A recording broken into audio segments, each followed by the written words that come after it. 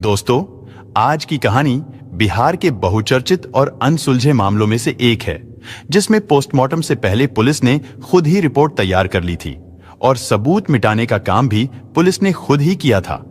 कथित तौर पर उस समय पटना पुलिस ने अपनी पूरी ताकत पीड़िता को न्याय दिलाने के बजाय अपराधियों को बचाने में लगाई थी, जिसकी वजह से इस केस की सुनवाई के दौरान पटना हाई कोर्ट ने बिहार को पहली बार जंगल राज कहा था।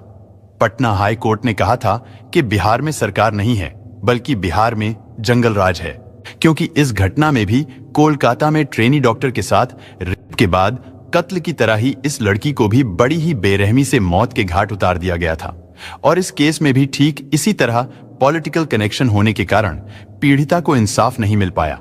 हालांकि उस केस की जांच भी कोलकाता ट्रेनी डॉक्टर केस की तरह ही सीबीआई को सौंप दी गई थी, लेकिन पैसे और पावर के सामने सब कुछ धरा का धरा रह गया था। दरअसल ये घटना उस समय की है जिस समय लालू प्रसाद यादव को चारा घोटाला मामले में मुख्यमंत्री पद से हाथ धोना पड़ा था और लालू यादव की जगह उनकी पत्नी राबड़ी देवी को बिहार की गद्दी पर बैठा दिया गया था। राबड़ी देवी जब मुख्यमंत्री बनी तो उनके भाई यानी लालू यादव के साले साधु यादव का बिहार की राजनीति में काफी दबदबा बढ़ गया। साधु यादव उस समय आरजेडी से गोपालगंज क्षेत्र के विधायक थे। उस समय बिहार में आरजेडी की लहर हुआ करती थी, इसलिए बहुत सारे लोग आरजेडी से जुड़ना चाहते थे, और खास तौर पर साधु यादव से, क्योंकि वो मुख्यमंत्री राबड़ी देवी के भाई थे और उस समय पार्टी में उनकी धाक भी बहुत थी। उसी समय एक लड़का बिहार की राजनीति में अपना भविष्य बनाने के लिए राष्ट्रीय जनता दल यानी आरजेडी पार्टी के युवा दल से जुड़ गया। 27 वर्षीय उस युवक का नाम गौतम सिंह था। गौतम के पिता का नाम डॉक्टर बीएन सिंह था। डॉक्टर बीएन सिंह अपने परिवार के साथ लंदन में रहते थे। हालांकि गौतम सिंह और उसकी फैमिली के बारे में इंटरनेट पर बहुत कम जानकारियां उपलब्ध हैं। यहां तक कि गौतम सिंह की कोई तस्वीर भी नहीं मिल पाई। खैर, न्यूज रिपोर्ट्स में यह दावा किया गया है कि गौतम के पिता डॉक्टर बीएन सिंह के आरजेडी के कई बड़े राजनेताओं के साथ अच्छे संबंध थे, इसलिए डॉक्टर बीएन सिंह का बेटा गौतम सिंह अपने परिवार से दूर रहकर पटना में राजनीति के दांव पेंच सीख रहा था और राजनीति में अपना करियर बनाने की कोशिश कर रहा था। फिर उन्हीं दिनों मुख्यमंत्री राबड़ी देवी के भाई साधु यादव से गौतम की अच्छी जान पहचान हो गई थी। उनका एक साथ उठना बैठना होने लगा था। यहां तक कि कुछ रिपोर्ट्स में यह दावा किया गया है कि गौतम सिंह और साधु यादव बिजनेस पार्टनर भी बन गए थे। वो दोनों साथ में एक रेस्टोरेंट भी चलाते थे। एक दिन गौतम सिंह अपनी बेहद करीबी दोस्त शिल्पी जैन को एक फंक्शन में लेकर गया। उस फंक्शन में कई बड़े नेता भी शामिल थे। साधु यादव भी उस फंक्शन में मौजूद था। गौतम ने अपनी दोस्त शिल्पी को वहां पर मौजूद सभी बड़े लोगों से मिलवाया, यहां तक कि साधु यादव से भी। और इसी फंक्शन से शिल्पी और गौतम की हत्या की कहानी शुरू हो गई। लेकिन इसकी भनक ना तो शिल्पी को लगी और ना ही गौतम को। शिल्पी जैन पटना में रेडीमेड कपड़ों के कारोबारी और कमला स्टोर के मालिक उज्जवल कुमार जैन की बेटी थी। 23 साल की शिल्पी बहुत खूबसूरत और आकर्षक व्यक्तित्व की लड़की थी। वो मिस पटना भी रह चुकी थी। उसने पटना विमेंस कॉलेज से ग्रेजुएशन किया था। उसे कॉलेज के फेयरवेल में भी क्वीन के खिताब से नवाजा गया था। कॉलेज की पढ़ाई खत्म होने के बाद वो कंप्यूटर कोर्स कर रही थी और ये दावा किया जाता है कि शिल्पी और गौतम गर्लफ्रेंड बॉयफ्रेंड थे। साल 1999 में जुलाई महीने की 2 तारीख थी।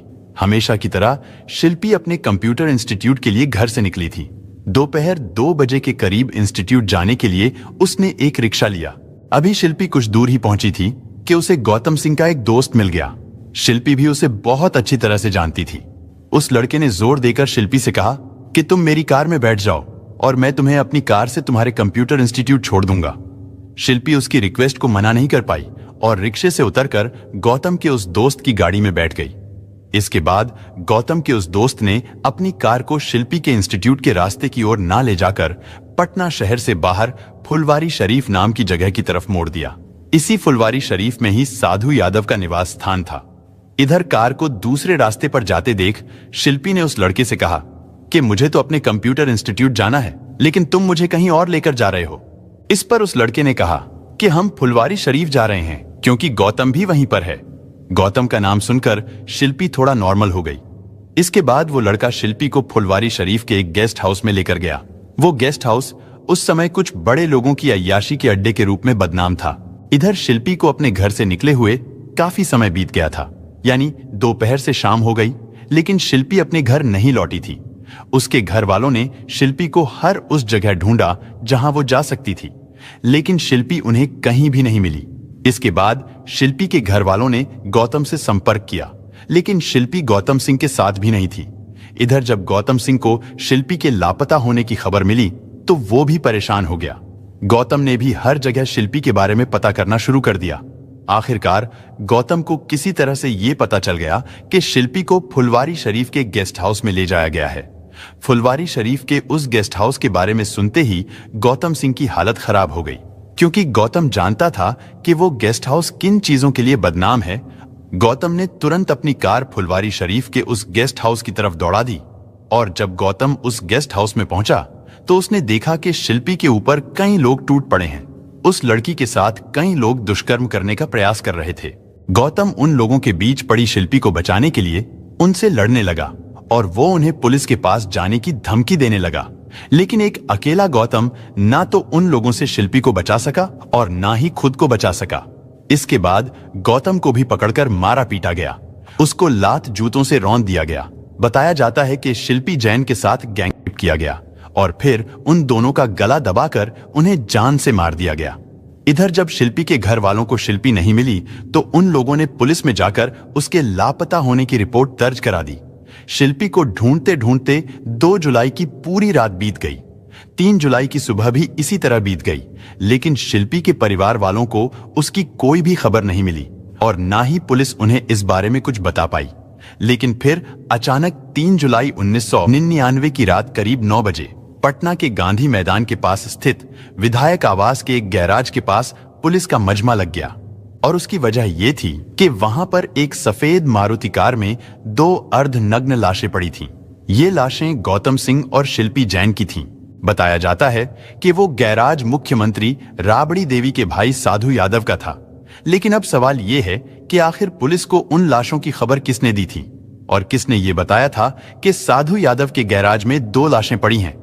इस बात का पता आज तक भी नहीं चल पाया, और जब पुलिस उस गैराज के पास पहुंची थी तब उस गैराज का दरवाजा भी अंदर से लॉक था, यानी कोई भी बाहरी व्यक्ति बिना अंदर जाए ये कभी नहीं जान पाता कि उस गैराज में 2 लाशें पड़ी हैं। इस पर थ्योरी ये निकाली गई कि जिसने भी पुलिस को इन लाशों की खबर दी थी उसे पहले से ही सारी घटना के बारे में जानकारी थी, यानी जिसने भी पुलिस को जानकारी दी थी एक योजना के तहत दी थी। इसके बाद गैराज का दरवाजा तोड़कर पुलिस अंदर गई और वहां पर मारुति जिन में शिल्पी जैन और गौतम सिंह की लाशें पड़ी थीं। पुलिस ने उन दोनों की तस्वीरें ली, जो कि उस समय कई बड़े न्यूज चैनल्स के पास भी भेजी गई थीं। उस कार में शिल्पी और गौतम की लाशें अर्धनग्न अवस्था में मिली थीं। गौतम ने एक पैंट पहन रखी थी, जबकि शिल्पी के शरीर पर कपड़ों के नाम पर मात्र एक टी-शर्ट थी, और वो टी-शर्ट भी गौतम सिंह की थी। रात 9 बजे के करीब घटना स्थल पर पुलिस पहुंची थी और 9:30 बजे के आसपास साधु यादव भी अपने समर्थकों के साथ घटना स्थल यानी अपने आवास पर पहुंच गए, और वहां पहुंचकर उन्होंने अपने समर्थकों के साथ हंगामा करना शुरू कर दिया। पुलिस ने कार से शिल्पी और गौतम की लाश को निकालकर पोस्टमार्टम के लिए भिजवा दिया। बिना कोई पुख्ता जांच और पोस्टमार्टम रिपोर्ट देखे बिना ही पुलिस ने इस मामले को सॉल्व भी कर दिया। पुलिस का कहना था कि हमने इस तरह के बहुत से केस देखे हैं। पुलिस ने कहा कि ये आत्महत्या का मामला है और उन दोनों ने अपने परिवार के दबाव में आकर जहर खा लिया है। लेकिन अब सवाल ये है कि आखिर बिना किसी रिपोर्ट के पुलिस ने यह दावा कैसे कर दिया था कि शिल्पी और गौतम ने खुदकुशी ही की है। बिना पोस्टमार्टम और बिना विसरा रिपोर्ट के पुलिस ने किस आधार पर यह कह दिया था कि इन दोनों ने जहर खाया है। यानी अगर मान भी लिया जाए कि उन दोनों ने खुदकुशी ही की थी, लेकिन फिर वो दोनों अर्धनग्न हालत में क्यों थे? और एक सवाल ये कि शिल्पी के कपड़े कहां थे और उसने गौतम की टी-शर्ट क्यों पहन रखी थी? इसके बाद पुलिस ने इस मामले में एक और लापरवाही बरती। जिस कार में शिल्पी और गौतम की लाश मिली थी, यानी जिसमें कातिल के सबूत हो सकते थे, उसके फिंगरप्रिंट्स मिल सकते थे, पुलिस ने बेहद लापरवाही दिखाते हुए उस कार को एक पुलिस कांस्टेबल के द्वारा ड्राइव करवाकर पुलिस थाने में भिजवा दिया, जबकि ऐसा बिल्कुल भी नहीं होना चाहिए था, क्योंकि इस तरह पुलिस ने खुद ही कार के स्टीयरिंग व्हील से फिंगरप्रिंट्स मिटा दिए थे। उस स्टीयरिंग व्हील पर कातिल के फिंगरप्रिंट्स हो सकते थे, बल्कि होना तो ये चाहिए था कि उस कार को बहुत ही सावधानी से सबूतों का ध्यान रखते हुए उसे खिंचवाकर पुलिस स्टेशन ले जाना चाहिए था, लेकिन पुलिस ने ऐसा नहीं किया। इतनी तेज रिपोर्ट देने के मामले में पटना पुलिस काफी चर्चा में आ गई, या फिर यूं कहें कि पटना पुलिस की काफी बदनामी हुई।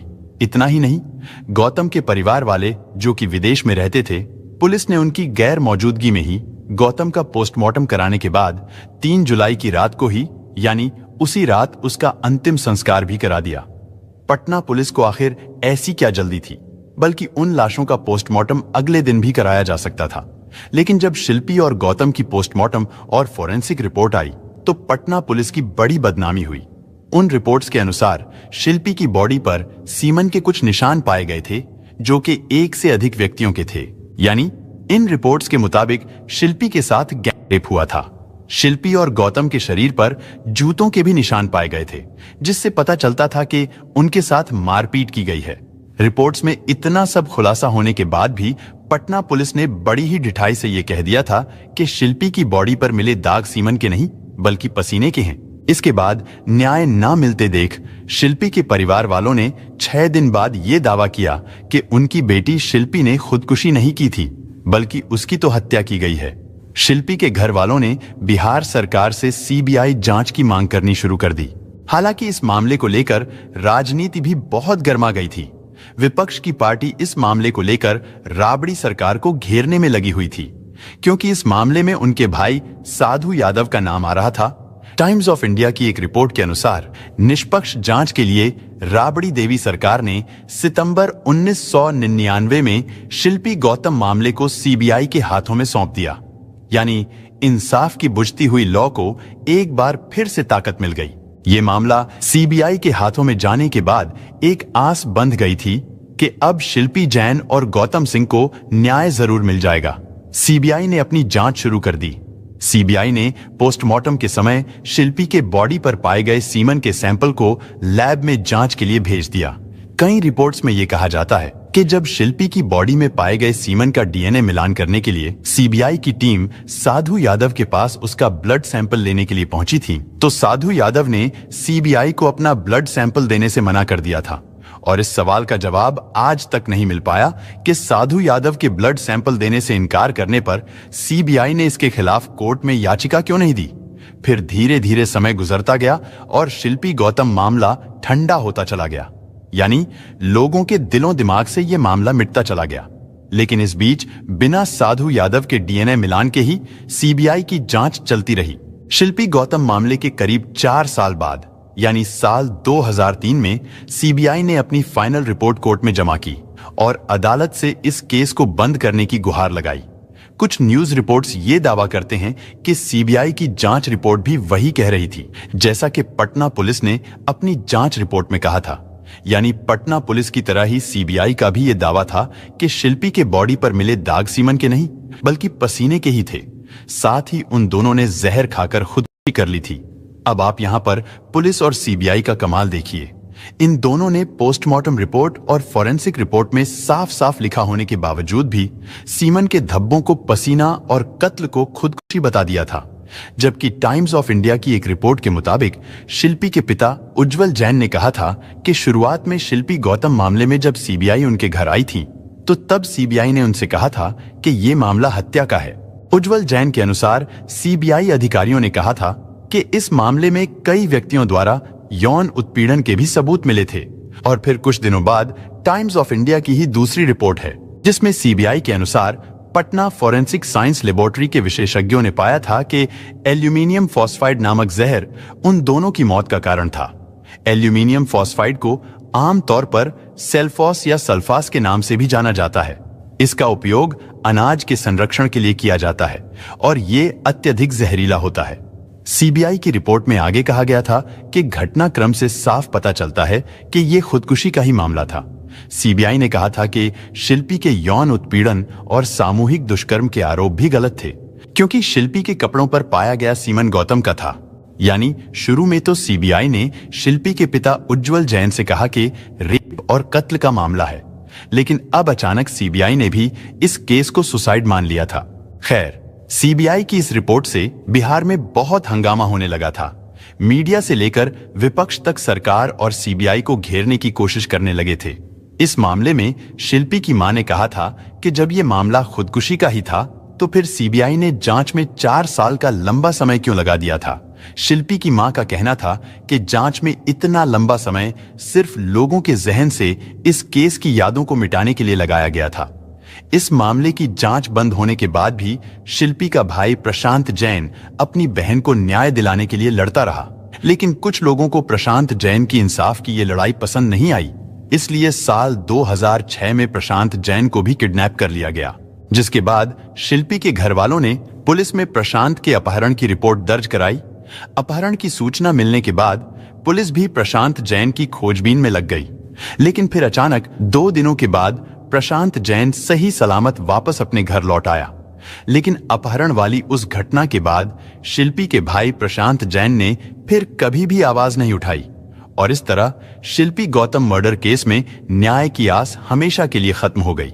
लेकिन इस केस में सबसे अजीब बात यह है कि किसी भी मीडिया रिपोर्ट में गौतम सिंह के लिए इंसाफ की लड़ाई में उनके परिवार वालों के शामिल होने का कोई जिक्र नहीं मिला। जितना भी मिला और जो भी लड़ाई लड़ी गई वो सिर्फ शिल्पी जैन के परिवार ने ही लड़ी थी। खैर जो भी हो, लेकिन आज भी इस मामले को लेकर लोगों के मन में कई सवाल हैं। पहला सवाल ये, जिस गैराज में वो गाड़ी खड़ी थी, पुलिस को ये कैसे पता चला था कि उस गैराज में एक गाड़ी के अंदर 2 लाशें पड़ी हैं? वो व्यक्ति कौन था जिसने पुलिस को फोन किया था? उसका पता कभी नहीं चल सका। दूसरा सवाल ये कि जब पुलिस ने वहां से गाड़ी बरामद की, उस समय उस कार से उंगलियों के निशान क्यों नहीं लिए गए? हालांकि ये एक बेसिक चीज है जो हर एक क्राइम सीन में होता है, लेकिन बिहार पुलिस ने नहीं किया। वरना जिन लोगों ने भी उन लाशों को वहां डाला था, उनमें से कुछ लोगों की उंगलियों के निशान तो जरूर मिल सकते थे। एक सवाल यह भी कि आखिर पुलिस को पोस्टमार्टम कराने की इतनी जल्दी क्या थी? इतनी हड़बड़ी क्यों थी? उन दोनों का पोस्टमार्टम तो दिन में भी आराम से हो सकता था। यानी 9 बजे तो लाश की खबर मिलती है, फिर 9:30 तक पुलिस घटनास्थल पर पहुंचती है। उसके बाद उन दोनों को हॉस्पिटल भेजा जाता है। अब आप ही सोचिए, रात को ही उन शवों का पोस्टमार्टम करा दिया जाता है। आखिर पटना पुलिस को ऐसी क्या जल्दी थी? इसका भी आज तक किसी को भी पता नहीं चल सका। और फिर उसी रात को ही गौतम का अंतिम संस्कार करने की क्या जरूरत थी? इतनी हड़बड़ाहट क्यों थी? पटना पुलिस ने गौतम के घर वालों के आने का भी इंतजार नहीं किया और उसका अंतिम संस्कार करा दिया गया, जबकि शिल्पी का अंतिम संस्कार अगले दिन हुआ था। और एक सवाल ये कि शिल्पी की बॉडी से जो सीमन का नमूना मिला था और जब पोस्टमार्टम रिपोर्ट में भी साफ कहा गया था कि इसमें 1 से ज्यादा लोग शामिल थे, तो वो दूसरा सैंपल किसका था? इसका भी आज तक कोई जवाब नहीं मिला।